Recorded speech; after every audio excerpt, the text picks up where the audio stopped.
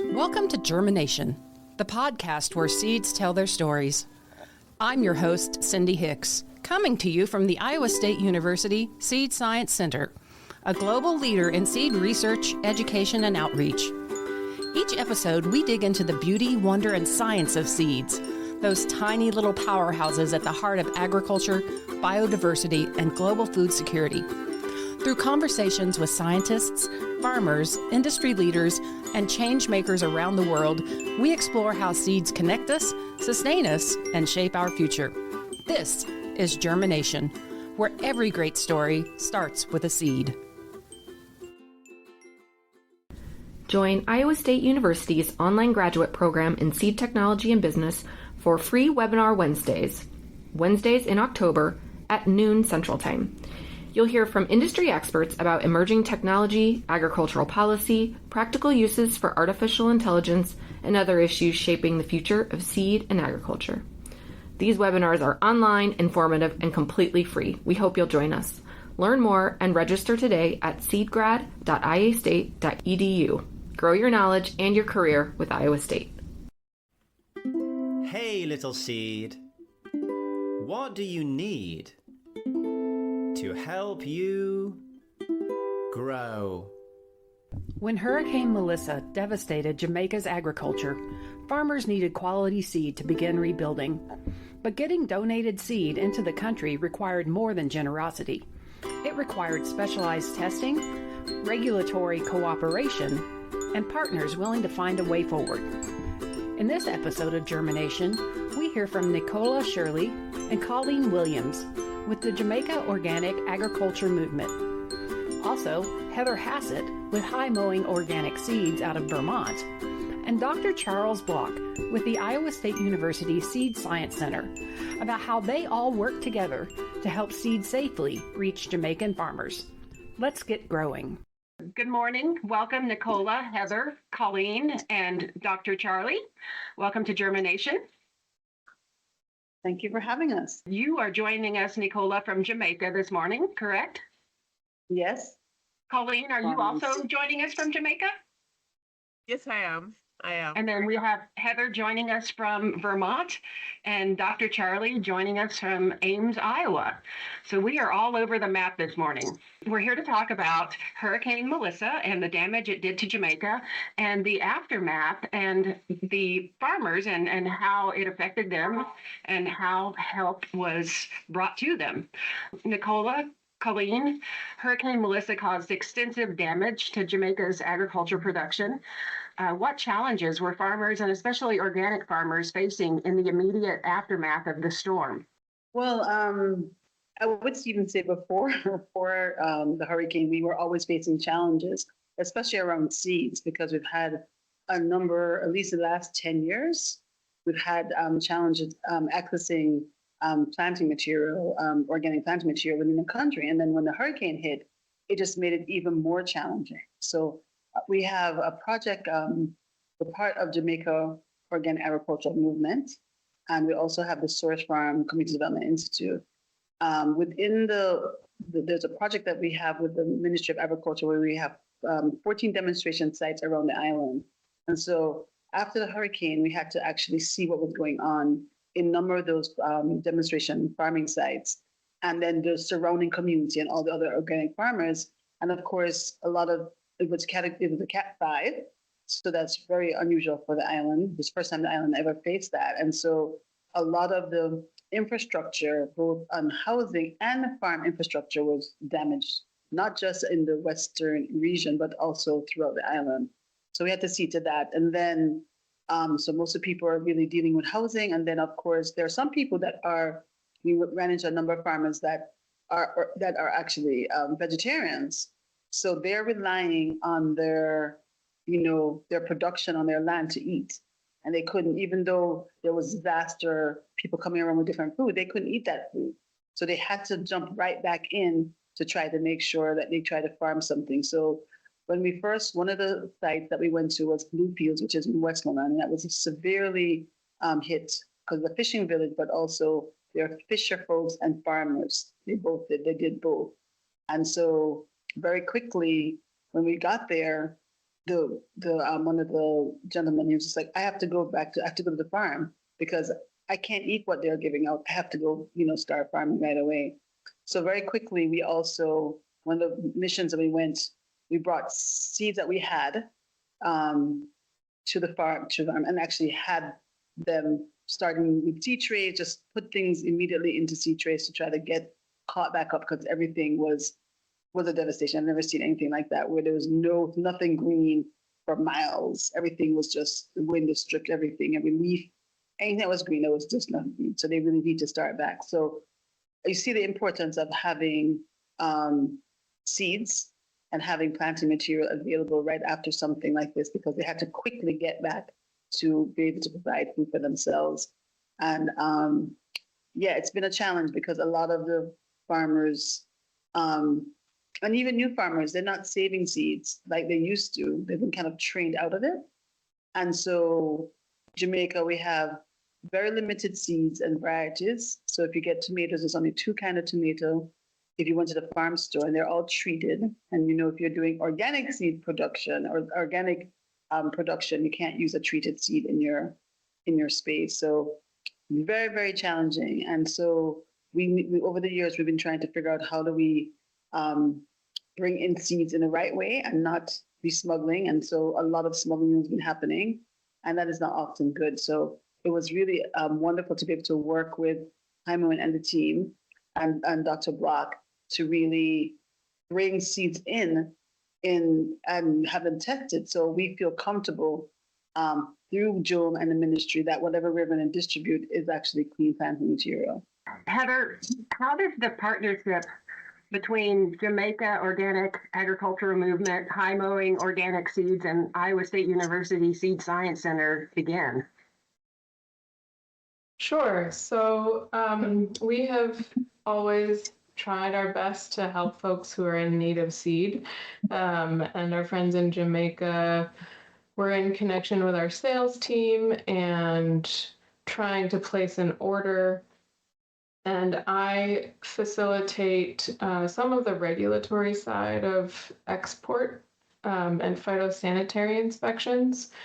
So our marketing team looped us in, and we were trying to figure out, okay, how do we get this seed to Jamaica? Like, they need this seed. And we had a failed attempt, to be honest. And then I was asking a lot of my industry partners, and the consensus was, well, you must test the seed. And looking at the value of the seed, just the monetary value, and where we're at as a business, we couldn't absorb that cost on its own. It would have made it was just cost prohibitive for us. So I did some thinking, and I was wondering, like, well, for natural disasters, surely there must be some loophole somewhere, or some other avenue, or some grant, or something. I was trying to get creative to get these seeds to Nicola, Colleen, and the growers there. So I finally reached out to Charlie, and I was like, I don't know what to do. Is there a way? And Charlie graciously spoke with the director of the seed science program, and they waived the testing costs for us, which was phenomenal. And we're so grateful. So that's a little bit of how it started. Yeah. Colleen, High Mowing Organic Seeds, as we just learned, was prepared to donate the vegetable seed. What logistical and regulatory obstacles stood between the donation and the Jamaican farmers who needed it? Why couldn't they just waive those phytosanitary requirements? Our current setup for importation of any foodstuff requires an import permit, and with most seeds, because they're treated, they're handled differently. There's not the fear that those treated seeds are going to introduce any pathogens on the island. So for the organic sector, our main challenge is because the seeds can't be treated if they're going to be considered to be organic. You have to make sure that they're not introducing anything on island that could affect the entire industry. So when you do apply for an import permit, which you have to do for whether it is a cow or carrots, you have to have an import permit that allows you to bring it on island. And for planting material, seeds and food items, the food permit states specifically what particular pathogen that crop is susceptible to, and you have to make sure, as an importer of organic seeds, that you are taking every step possible to guarantee that whatever you're bringing in is disease-free. We had tried a year ago for the ministry project that Nicola mentioned to bring in organic seeds for these same 14 demonstration sites. And it has been over a year and we still haven't gotten all the seeds because they did not meet the testing requirements. So this time around with the donation, we actually proactively met with the plant quarantine and plant inspection unit, and we asked them to state specifically what tests would be required for the seeds that were being donated. And Iowa State and Moen, you are a godsend, because what you have done with the support you gave us for the testing is allow us to create a template, because the industry still will need to bring in seeds even after the recovery efforts have ended. For us to build our own seed bank, internal seed industry, we have to have starting material, and that has to be imported. So the work that you have done has been invaluable for the organic sector. The fact that the exact tests that were required were able to be done, and it done in such a short and efficient time, we have more than exceeded our expectations of how the process can work. You have shown us that it is possible and it is repeatable. And yeah, I cannot express enough to you how significant that contribution has been for Jamaica's industry, because the process is very long and convoluted. It's also expensive for the organic sector, because just the phytosanitary testing alone, it is $75 per batch of seeds that you're bringing in. And the range of tests, depending on what seeds you're bringing in, what crops, what planting material you're bringing in, can run into the thousands of $. And we don't earn $. We have to gather it from the people who need the seeds, and it's expensive. It really is expensive. And for an industry that is in its fledgling stage, every barrier sets us back.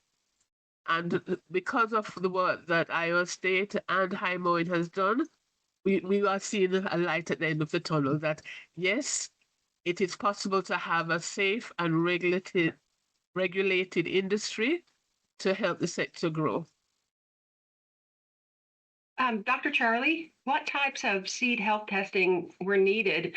And Colleen touched on this a little bit. What are the risks that untested imported seed could pose to Jamaica's agriculture and environment? Well, generally speaking, we don't think there's a lot of risk, but we can't prove that without doing some seed testing. These seeds are high quality seeds, but then the Jamaica regulatory officials have some standards, as most countries do. If you're going to bring in seeds, they say, prove to us that they're free of this pathogen or that pathogen. When we're talking about pathogens, and a lot of people don't really know that seeds can carry bacteria, they can carry viruses, they can carry fungi, various pests like this. And this could be, if it was introduced, if it was something bad, it could result in a bacterial wilt, leaf blights, leaf spots, root rots, whatever it might be. And so I think from the Jamaica regulatory side, they were reluctant to just waive the requirements, understanding that this was a urgency of the seed import request, but the seeds were not going to be treated with any fungicides. They were going to be organic seeds. Could you do something to ensure that they were going to be free of pests? And at least, so we got a list of the crops, and there was cucumber, melon, watermelon, tomato, pepper, cabbage, lettuce, and carrot. And so each one of those, there was identified 1 or 2 or 3 pathogens. It might be just a single bacteria. In the case of tomato and pepper, there was a couple of bacteria, wilt disease, and a virus that could be debilitating. And so the concern is we don't want to import something that we will never be able to get rid of if it gets out there and on the ground, and it might become established, and et cetera, and jump from one season to the next, or overwintering in the crop residue or something like that. So the list wasn't long, but they didn't want to waive their requirements. And so I said, we can respect that. I mean, we understand that this is your job to protect Jamaican agriculture. And this is what you've defined as things that you want, just some assurance that they've been tested. And so going back and forth with Heather a little bit at first, she got the list to us. And I said, well, these are all doable. We can do all of these tests. And so it just then became down to how much is this going to cost? And that's where we kind of got into the next phase of our discussion. And so we had a couple of discussions with Nicola and Heather, and there was a couple other people on the call, and one of the phytosanitary officials, a couple of Zoom calls, and said, okay, what's possible? We lost you, Cindy. You muted yourself. Starting that question over, what made the Seed Science Center decide to provide the required testing free of charge? Well, it just became a understanding the significance of this request and the importance of this request. And there are not that many seed testing labs in the United States. There's only a few.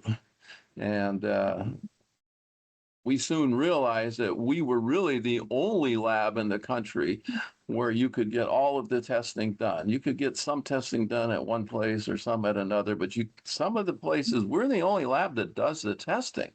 And so I talked with our center director, Scott Hoyklund, who is also a plant pathologist by training, and explained the situation. Scott got on one of the calls with us, and it became clear that cost of testing, it costs us something to do the testing. We have to pay people. We have to, we get reagents, we have supplies, whatever. Maybe it wasn't going to be astronomical, but it was going to be significant because the high mowing was just giving the seeds away for free. And now are we going to ask them to also pay for it? And so we said, well, what if we just either had a reduced fee? And we finally said, well, why don't we just waive the testing costs?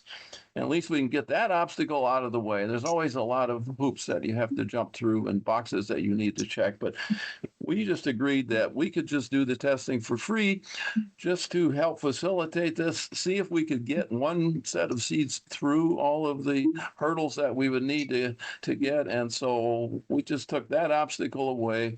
We were the shop that could do it. We had the expertise. And so we said, okay, that's what we'll do. It's an in-kind donation, if you will, just for the humanitarian effort. We'll hear more from our guests after this short break. Strengthen your seed science knowledge with Iowa State University's Seed Science and Technology short course, November 4th through the 6th, held at the Iowa State University Seed Science Center. Designed for seed industry professionals, this course offers practical learning and valuable insights from Iowa State experts. With seed science presentations in the morning and industry tours in the afternoon, the short course will deepen your knowledge of seed production, conditioning, treatments, and physiology. Learn more at seedgrad.iastate.edu. That's seedgrad.iastate.edu. Thank you for staying with us on GermiNation. When Hurricane Melissa devastated Jamaica's agriculture, the country was in desperate need of seed. It took a grand collaboration to make it happen. Let's get back to our interview. Nicola or Colleen, the seeds made it into Jamaica in the latter half of June. Is that correct? Right. Many of them have gotten into the hands of farmers. What does this mean for the farmers and the local food supplies? Well, so we're very, very grateful that they've made it in. As a matter of fact, we were able to give some of the cucumber seeds to actually the Global Research Station because they were actually waiting on those seeds to actually run a trial that we've been kind of needing to do for the last 2 years. We're actually currently packaging seeds to get them into our all our demonstration sites. So they should go out at the end of this week. So they are, once they get those seeds, there's part of the work that we're doing is to plant those seeds out, and they're going to be sharing it with the other, each demonstration site, they're going to be planting and then also sharing with the farmers in their community as well. So we are going to be actually doing more research to see really how the various things that we're going to be growing, how the germination rate, how is that particular seed in terms of yield. So we're going to be doing a lot more work with it, not just giving them the seeds and having them plant and just be able to take it to market, but really taking that a next step. Because sometimes we get certain seeds that are not, because they're maybe grown in a North American condition, they're not great for the viability in Jamaica. So it's nice that they're going to get the seeds and be able to make some money off of them in terms of their production, but also making sure that the seeds that we did get, that variety that we were selected, is actually going to work well on the island as well. So we'll be doing that work with the farms and definitely with the cucumbers. This is the first time Jamaica is ever trying cover crops and biochar, and they selected the cucumbers to do that trial. So it's a huge thing because they've never done any cover crop work or biochar work. Mm-hmm. So with the project, we're really introducing them some next practices than they're used to. So this is a good thing. Beyond this initial shipment, what opportunities exist to strengthen Jamaica's seed import knowledge, laboratory capacity, and long-term food security? Well, I think that even with what you just said, there's so much that we have to go a little deeper in. So we realized when we did the work with the ministry that Dr. Block pointed out that some of the information and some of the tests, the requesting for testing was not appropriate for those particular variety. So even with that, we want to strengthen the capacity, and we're going to be hopefully having some meetings with the plant quarantine and the ministry about making sure that the request that they're making of the farmers for testing is appropriate. So first we need to clear up that and build capacity within the ministry with that. So we're hoping to have some more collaboration, more meetings. And I think that definitely with Jamaica, we definitely have to build capacity in the sector around that. Also, there were other conversations that we've had about how do we navigate this next set of seed importation, because we're very grateful for what we have, but we know that we are going to have the next season for us in terms of the rest of the year and also next year, 2027, what other seeds are we going to need to bring in? So normally what I do is I would work with the farmers across the island and see what kind of seeds that they're interested in bringing in, because we really need to diversify the kinds of planting material we have, because we can't just have 2 tomatoes. We have to have just even for marketability and all that stuff. It's just crazy that we only have 2, or 2 cucumbers, a market more and a pickling. And if that has some kind of disease on it, that wipes out all the cucumbers that people plant. So we're always trying to bring in different varieties of it. So working with Haimoen and working with Dr. Block in terms of the next order, and then making sure that we can afford to pay for them or work for some kind of discounted rate. Because right now, I can see the entire sector over the last really, I would say 5 to 7 years has really gone down because we have not been able to have the planting material. One of the things that we do too is we operate a farmers market. And in the farmers market, we're always like, who's smuggling seeds, right? And we shouldn't be having to do that. You can't build a sector on smuggling seeds, right? So we have to now work with all the interested parties and really create actually a clear understanding and a flow chart. So all the people, even if it's not me doing the importation, anyone that is interested in bringing in seeds, they really are clear, because it's really unclear sometimes when we're dealing with what are all the steps. So I would love us to really work on that and make it very clear, and make a document available on our websites. And even if with the high mowing, if people are ordering and they know it's coming into Jamaica, that they're clear what they're walking into, because often they would purchase seeds and then try to either bring them in and they're going to be confiscated, or if they want to make sure they go through the full process, they're clear what the process is. So that's one thing. And definitely about, it's all for us about collaboration. You know, we in Jamaica, we say one hand can't clap. And so it's all about, you know, we know that globally seeds are, you know, there's a seed shortage globally. We know that. How can we all work with each other? Maybe at a later date when we are doing, growing out some of our seeds, maybe there's a particular variety that we might want to work on, and be able to test, and also maybe provide. People have always access for sorrel, or they've access for different other things that are more indigenous to our space, but they want to get. So I'm feeling that this collaboration is going to be very fruitful. And I really look forward to the capacity building within the ministry on understanding what they should be testing for and making sure it makes sense, so they're not asking people to do things that are unnecessary. So I see a deep relationship being formed. Well, and that leads me to my last question, which I would like input from all of you. You talked about collaboration. What does this partnership teach us about the roles seed companies, regulators, laboratories, and agricultural organizations can play in responding to future disasters? We'll start with Dr. Charlie.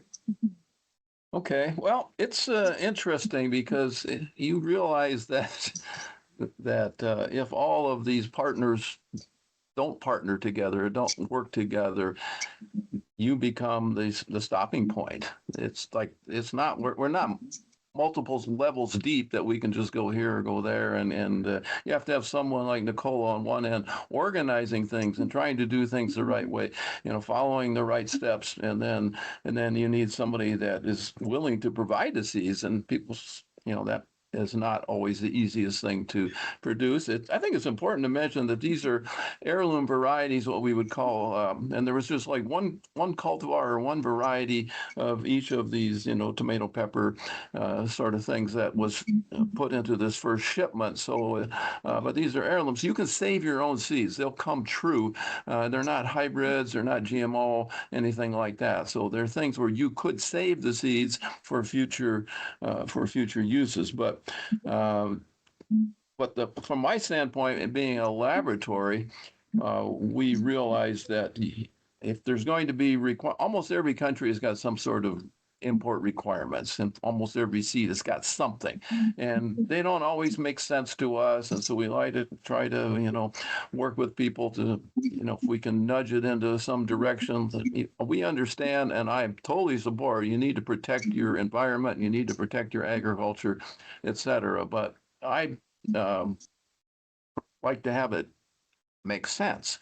But we realize also that there are very few labs, and in many cases, we are the only lab that does some of the testing, some of these pathogens. And so this particular experience was, what can you do? What is going to be your part? And So we said, well, this is what we think we can do. We have the expertise, we have the people, we have the know-how.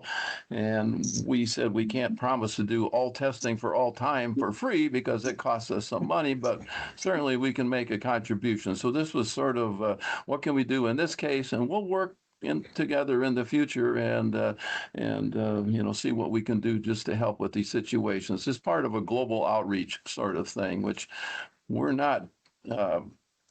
This is kind of a first for me anyway. This was the first exposure to actual tangible, other than just being removed from the whole operation, that you're going to be directly involved with making this happen. So it was a good experience. Heather, do you have anything to add? Sure. I would love to be able to continue this partnership, and I'm so grateful for everybody involved. What I would love to see for any future disasters anywhere is some kind of relief fund to help seed companies get the testing done so that we can help in a more timely manner. Mm-hmm. We often lean on Iowa Seed Science Center to get testing done for our seeds, and we work with the USDA. So some of that is pretty rote for us, and we do our best to produce high quality seeds of many different varieties. And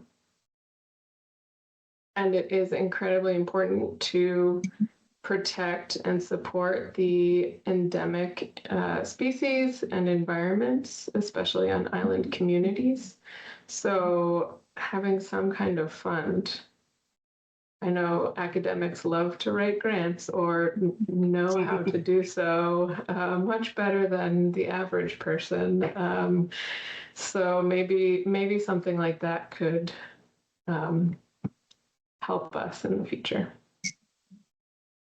Pauline, do you have anything to add? Yes, for me, this experience really highlighted the importance of not trying to do it by yourself, go it alone. Mm-hmm. Everybody who was involved with this process had a bit of the puzzle, a bit of the answer.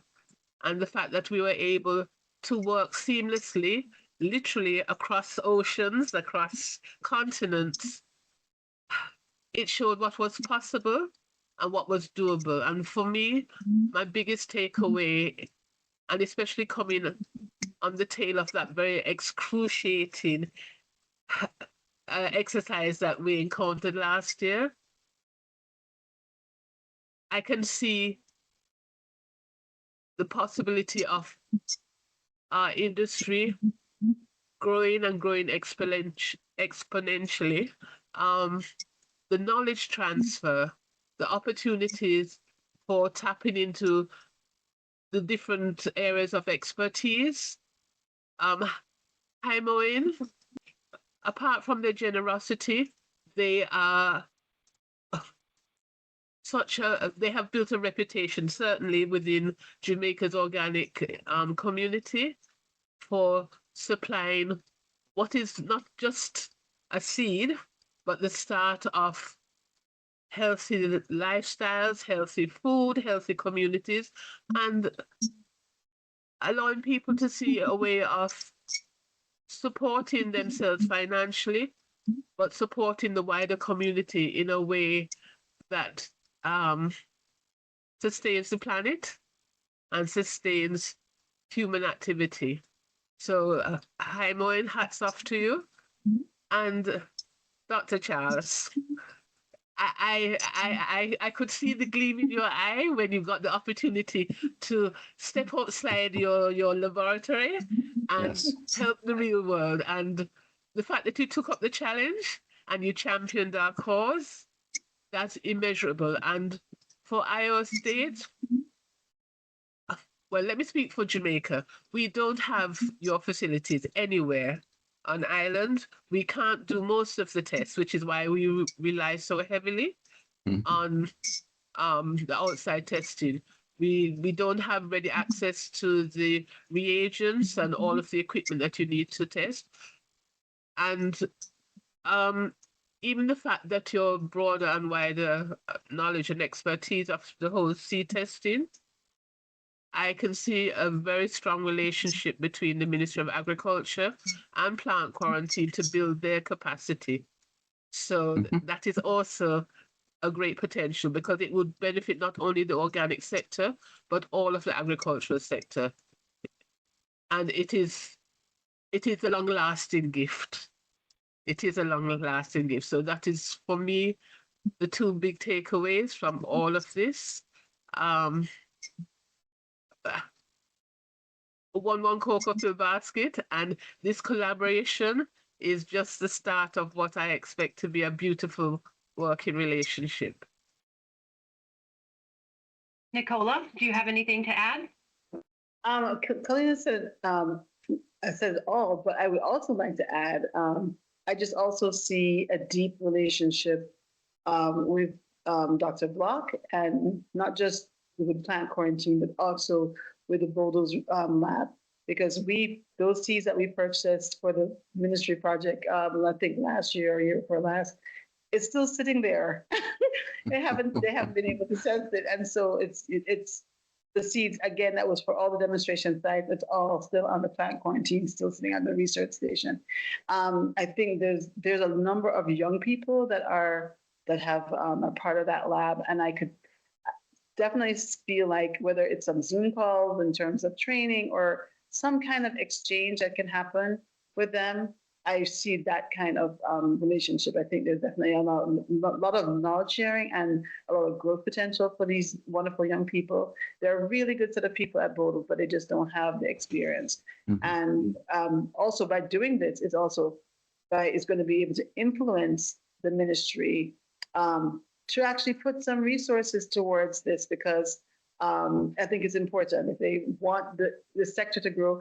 And it's not just the organic sector, it's the entire seed sector. They're working on an organic seed policy currently. And I think that this is some of the things that they need to make sure that's in there. There's transparency, there's clarity, and also just the training of the next generation of folks that are going to be really having to manage anything that is coming in, and also that they're growing. So I see a deep connection with that as well. So I'm really, really grateful. Dr. Charlie, Heather, Colleen, Nicola, thank you for joining me today on GermiNation. Thank you, for Cindy. having us. Thank you for tuning in today. We'd like to give a special thank you to Let's Roll Snowball for allowing us to use the seed song. If you enjoyed it, be sure to check out Let's Roll Snowball on YouTube for more fun and educational songs for children. GermiNation is a podcast produced by the Iowa State University Seed Science Center. The views and opinions expressed by guests are their own and do not necessarily reflect those of Iowa State University or the Seed Science Center. This podcast is intended for educational and entertainment purposes only. Thank you for listening to GermiNation, where every great story starts with a seed.